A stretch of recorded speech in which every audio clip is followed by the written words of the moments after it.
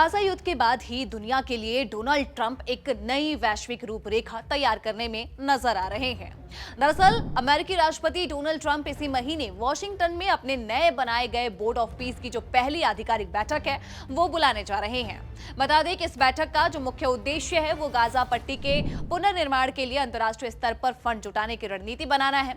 अब जो रिपोर्ट सामने आई है उस रिपोर्ट के मुताबिक ये बैठक 19 फरवरी को आयोजित हो सकती है, जिसमें कि कई वैश्विक नेताओं को यहां पर न्योता भेजा जाएगा और खास बात यह है कि पाकिस्तान को भी इस बैठक का आमंत्रण मिलने की संभावना है।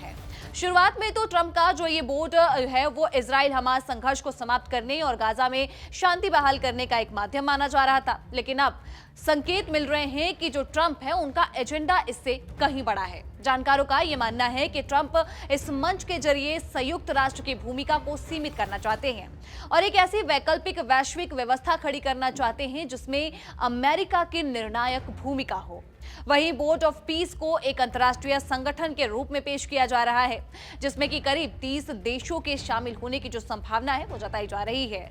इसका उद्देश्य युद्ध के बाद गाजा में बुनियादी ढांचे के पुनर्निर्माण, प्रशासनिक स्थिरता और मानवीय सहायता की निगरानी करना बताया जा रहा है, लेकिन शायद पीछे की मंशा कुछ और ही है। अब तक सऊदी अरब, तुर्की और कतर समेत 8 मुस्लिम देशों ने बोर्ड में शामिल होने के लिए ट्रंप का जो ये न्योता है उसको स्वीकार कर लिया है।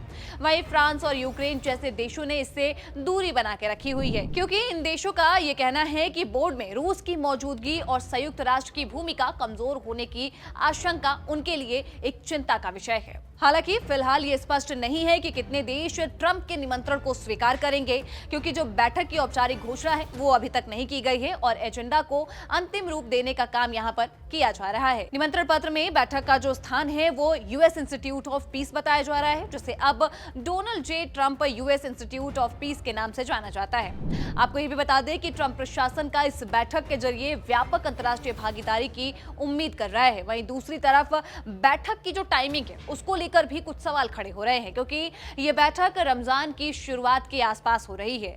अब ऐसे में कई अरब देशों के प्रतिनिधियों की मौजूदगी प्रभावित हो सकती है, क्योंकि ऐसे समय में ज्यादातर लोग जो है अपने देशों में, अपने घर में रहना पसंद करते हैं। तो कुल मिलाकर जो ट्रंप का बोर्ड ऑफ पीस है वो सिर्फ गाजा के पुनर्निर्माण तक सीमित नहीं दिखता। ये जो पहल है वो आने वाले समय में वैश्विक राजनीति में अमेरिका की अगुवाई वाली एक नई व्यवस्था की नींव भी साबित हो सकती है, जहां पर संयुक्त राष्ट्र के बजाय वॉशिंगटन से फैसले की जो दिशा हो वो तय हो। बाकी आपकी राय क्या है वो हमें कमेंट सेक्शन में जरूर बताइएगा और देश दुनिया की तमाम जानकारी के लिए देखते रहिए दैनिक जागरण।